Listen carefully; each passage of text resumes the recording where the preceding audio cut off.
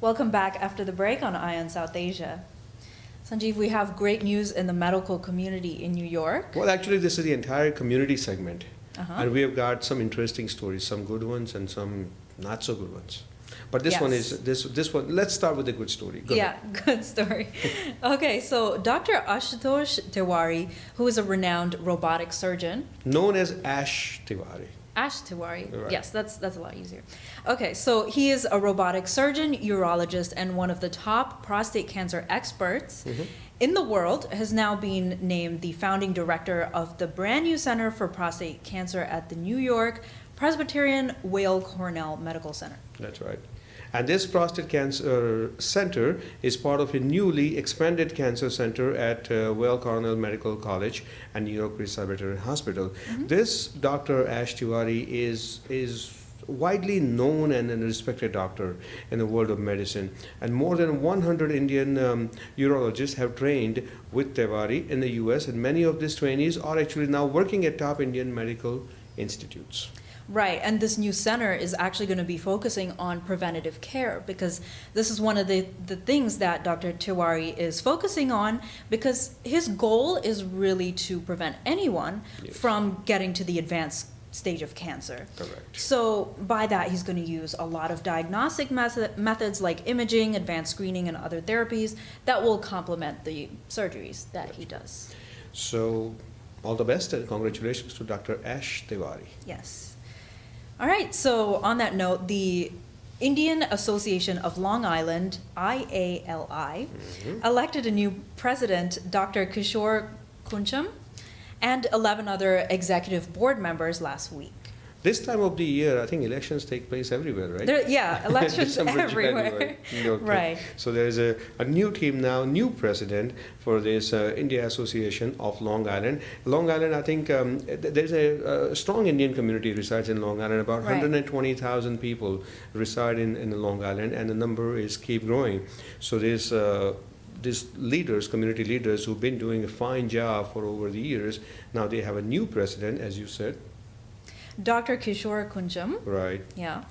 And, they elected several other board members. Of course, as you mentioned, the Nassau and Suffolk counties are very strong in their Indian population. Yep. Surely they have a lot of participation as well.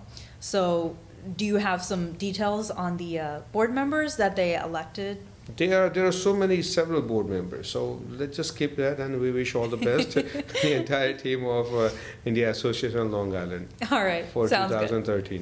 Good. All right, so moving on to the Midwest, the famous Ohio State University has received one huge donation from one of its Indian alumni. You know, when I said that in this community segment we have some good stories and some not good stories, this one happens to be one of the best stories in the segment. Oh yeah. Because when person goes to college with dream, determination, and basically empty pockets. The reason I say empty pockets because you end up paying so much fees. You have so many loans. Exactly. So basically you have no money. But what you get education out of that university or college and institute, wherever you go to, and you happen to be a successful businessman following your great study at the college, and then you give it back to your college, to your alumni. That is the best thing. Right, you're really giving back to education. Right. So let me get to the story.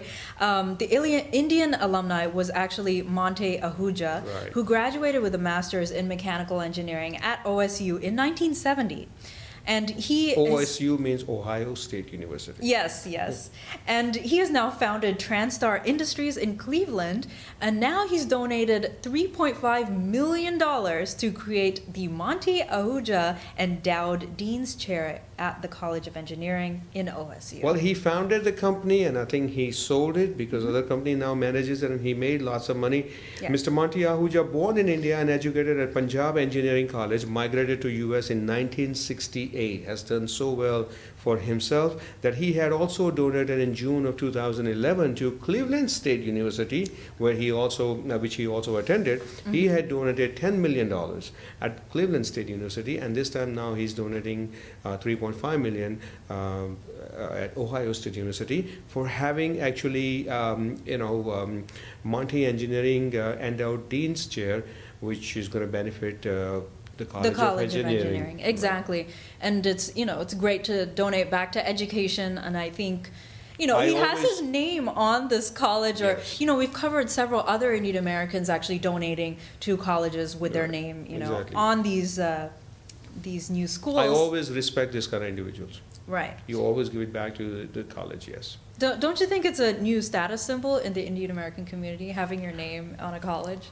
I don't think it's a status symbol. I think it's giving back to something to the college where I think more students, and of course students with empty pockets can benefit. Surely, yes. Exactly. All right, so we haven't had a crazy story in a while. And this one actually takes a cake off it, I think. So Yeah. let's go to Arizona, where one 28-year-old Indian American named Parminder Singh jumped into a 100-foot mine shaft at a meteor impact site in order to appease the gods. Right, and he was actually in a perfect state of mind. He knew what he was doing. He went up there when temperature was like 20 degrees, and with the wind chill it was like below zero. Right, so he knew what he was doing, and he jumped in there because he wanted to appease the gods. Yeah, I don't know if the this attraction, it's actually a tourist attraction. It Yeah. says anything that this place has any sort of divine powers or significance.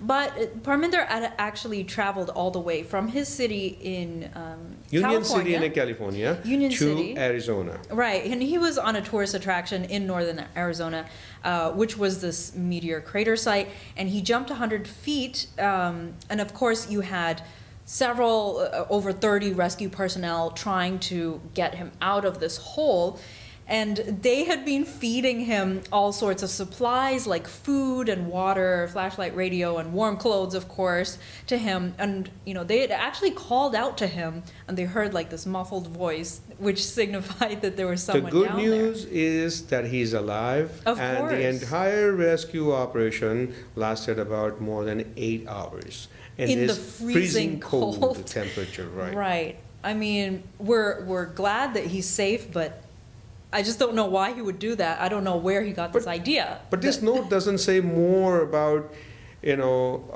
How he was going to appease the gods, or what but this how means. and what gods and what ritual. Right. The story doesn't say, you know, more about it, and I would love to know more about that. But, Right. Well, but maybe anyway, he's we'll. okay. Maybe the rescue people would have talked to him after that to get his story. He's So, lucky to be alive. Yes. All right, so speaking of 28-year-olds, an Indian American named Jatin Patel from North Carolina allegedly killed his father Yes. after there was a dispute between them. Well, we don't know what kind of dispute really took place because nobody was at home. Apparently, Jitin's mother, I think, was in neighboring city in Raleigh or neighboring state. And then they were all alone, and that's when he shot his father. He left a note behind it saying that he's sorry for what he did, and in the note he said that he was going to kill himself, and he basically ran away. But about 12, 14 hours later, he was spotted in the same town by the police, and that's when police arrested him. So he's behind the bars, and this gentleman, Mr. Jatin Patel, has, you know, history, criminal history, and a background is not so good. Right, right. Back in 2005, he was convicted of some felony and drug charges. Yes. I think. Yep. So, but did you mention that he and his father they operate a gas station? Yes, together? yeah, they were working together at BP gas station, to be precise. Right. And they were running a business, so there must have been some kind of conflict, but, you know, it doesn't say more about it. Mm-hmm. And even I think neighbor commented saying that they were living happily, peacefully. They look like a very normal family, Yes, right? yep. And it's just interesting to see that we've seen a lot of crimes in It only happens in normal families. seemingly normal Really, families. yeah. I mean, we have seen a lot of these crimes in the past year, like murders and that sort of thing in the Indian American community. And we did discuss where Indian Americans tend to be more optimistic about the economy, Right. but a lot of these murders happen to be around these financial issues. You know, that's kind of an underlying tone. Correct. there. And what we just mentioned, normal family and financial conditions and the money matters and the fights, I think everything is involved in the next story. Absolutely. Out of Chicago, we talked about this story in our last week's episode. Who did it? Why did it? right? That's the title I would give to this story. And I think, more confusing details and more, I think, strange details are coming out of this case. This has to do with Mr. Uruj Khan, who won the lottery, and I think he was found dead. I think a day after he cashed out, a day after he got the money, he was found dead in his home. After having a dinner at midnight, he complained, and then he was dead. Apparently, there was some kind of cyanide or food poison in his meal, in his last meal. But now the story is that his first wife, who is I think a Mexico native, right? She's a Mexican. Right. Her name is Maria Jones. Maria Jones, and they were married together. They had a daughter named Jasmine. Then after 5 years, they divorced each other, and he told her, and even his family told her, that he was going to move to India for good. Right. And she thought actually he moved to India with their daughter, until this story came out, and on the TV, she saw the story, and she realized that he didn't move to India. She saw him receiving the lottery check on TV. So she's like, wow, he's actually here in the U.S. when she thought his entire family was in India. Right, and all this time she thought that, their daughter Jasmine was also in India. But now, she realized that the family actually lived next door. She lives in Indiana. And the family lived right in the Illinois. neighboring state. Can you I know. believe that? And then now she's saying that he was very abusive. He didn't treat her right. And then there was I think, difference of opinion about religion between them. Eventually they divorced, and she was only allowed visitation rights because apparently it was a nasty divorce. She didn't have good money to fight for it, so she didn't have money for a lawyer, right? Exactly. And usually the mother gets custody of the child, but he ended up having custody of his daughter. Very strange. Right. So now I think his second wife, who is actually still in the center for all this thing happening, right? And still we don't know who actually killed him.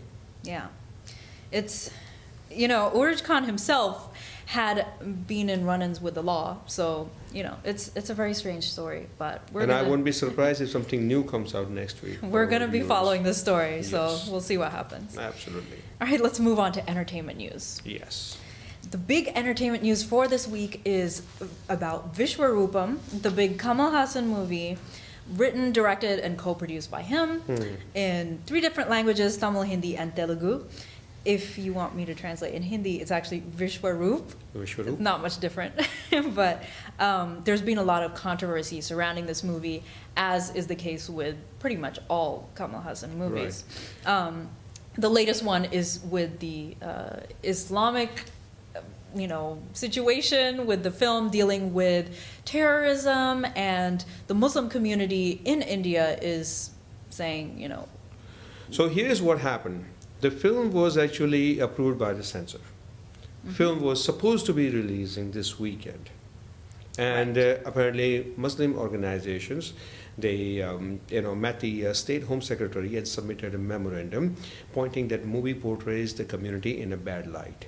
Exactly. So the government of Tamil Nadu, state of Tamil Nadu government, decided to put a hold on this movie, where actually Kamal Haasan, the director, the actor, Mr. Everything, right, came out and saying that this movie actually has, no scenes, no language which would affect Muslim community. Yeah.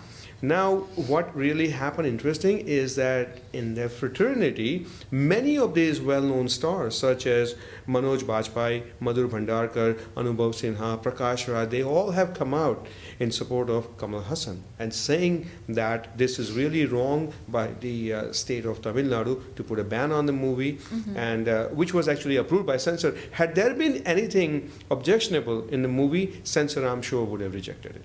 Right, and initially it was a ban proposed by the government, right, for the censor board, but later it just turned into a delay of the release by 3 days. Right. So it was slated to be released on January 25th worldwide, but ironically in Tamil Nadu, where Kamal Haasan's actually from, it's being delayed. So that's very unfortunate. This is what he says in his statement officially that he released. He said, Muslims who suspect they have been depicted in a wrong manner will have a change of heart after watching the film, and as a remedy, they have to send their brother, meaning Kamal Haasan, Lala Biryani for Eid next year, which I will share with the poor. Okay. So, Kamal Haasan is known for his kind of sarcastic sense of humor. Yeah. It's basically saying that, and there's sending a message This is how I'm going to make Muslim up for all community. this. Right. Well, the movie Vishwarupam actually releases this week, January 25th. So it's a Kamal Haasan movie. It's definitely worth checking out. I don't think it's going to get released. The It's rest been of the put on world, hold. The rest of the world, yeah. I don't know. We'll see. We'll Yeah. see. If there are any halts there, you'll be sure to know. Okay. If it gets released, Bhavna will go to see it, and next week she will give a review. Right. All right. So let's talk about Jewels of India. Yes. That's a very interesting title. So at the Pravasi Bharatiya Divas this year, tourism was one of the big themes that they had, specifically health tourism.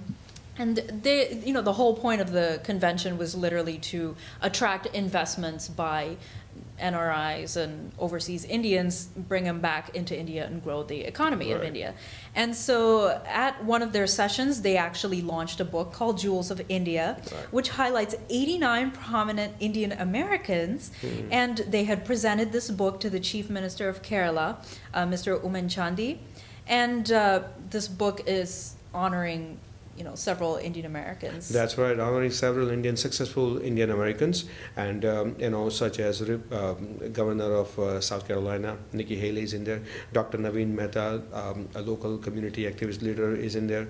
Mr. Yashpal Soi, Dr. Vittal Daru, even Mr. Sunil Hali of Indian Express, and many other personalities are featured in this book, Jewels of India. So good luck. Excellent. And good job. Sanjiv, our last story for this week is about the full-fledged culinary battle that's Yes. going on. The event is called Culinary Battles Supreme Asian Chef Competition, presented by Caesars Entertainment and Dish Network. Now they actually, it's a great competition. They planned this. 1 week they were in Chicago, then another week in Atlantic City. Last week they were in Pennsylvania. This coming Monday, January 28th, there's going to be finale in Atlantic City, Yeah. and I think best Supreme Asian chef will be awarded. So this is a mix. It's not only Indians. This is a mix of Asians. All so, Asians, So yeah. I know there are some there were some Japanese chefs also in there, because I had gone to a competition in Atlantic City 2 weeks ago, Okay. and I'll be attending finale also. So Great. this is a really interesting thing done by Dish Network and the Caesars Entertainment. So this coming Monday, the finale is going to be at Caesars Casino in Atlantic City. Great. Sounds like a great event. Yep. All right, those are all the stories we have for this week on Ion South Asia. Keep watching us week after week on Crossings TV, same time, same place. You can also find us on Facebook and YouTube. So until next week, this is Bhavna Vanan wishing you a great weekend. And I'm Sanjiv Pandya. Do take care of yourself, and we'll see you next week. And coming up after the break, we have Anjali Sharma, who's back with Mr. Hardeep Singh Puri, who is the Indian ambassador to the UN. Stay tuned on Ion South Asia.